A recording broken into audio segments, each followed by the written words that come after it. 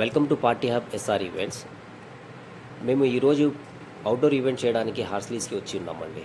ఇది విఎస్ఆర్ గ్రాండ్లో చేస్తున్నాము. Butterfly theme చేస్తున్నాము. చూడండి పాత్ నుంచి ఎంత బాగా వచ్చింది. ఈ పాత్ నుంచి కాలమ్స్ పెట్టాము. స్టేజ్ పైన కంప్లీట్ స్టేజ్ చేసాము.